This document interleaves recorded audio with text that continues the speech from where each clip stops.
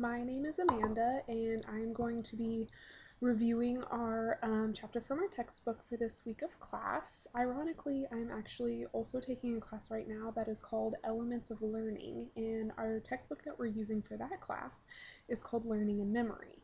The last chapter that we studied in that class actually talked about relearning and a lot of the other similar subjects and studies that we are talking about in this chapter for this class. Just like all of the studies and everything suggest in the textbook, I am finding it much easier to follow along and to remember the information now that I am learning it for the second time. So I just thought that I would share that with you just because it's an actual example of how that works, and it's kind of ironic that it actually happens that way. Another thing that I found really interesting was the fact that visual stimuli cannot be remembered as easily.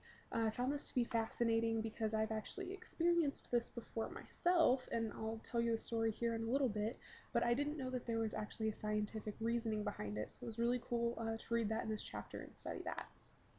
My story that goes along with this is when I was in high school, I worked at Baskin Robbins, the ice cream shop, and when we closed at night, we had to take the money deposit over to the bank.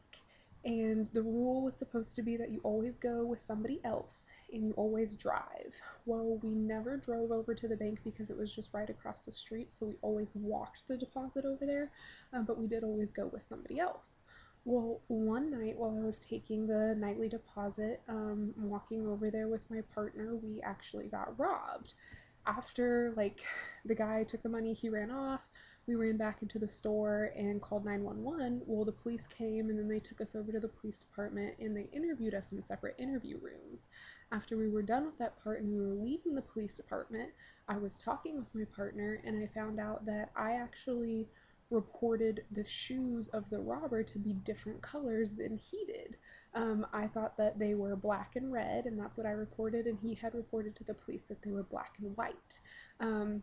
So I I thought that was pretty interesting. We had seen the same thing otherwise. He was wearing all black with a black ski mask, so that wasn't really that difficult to remember and to report. But where there was a variation in the visual stimuli, either one or both of us didn't recall it properly. The book states that fMRI studies of the posterior parietal cortex are correlated with this lack of storage ability when it comes to visual stimuli.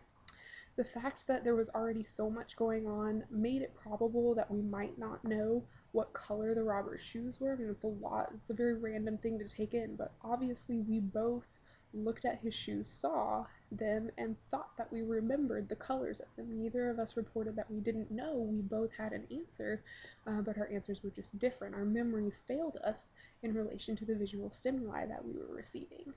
So I just thought that that was really interesting.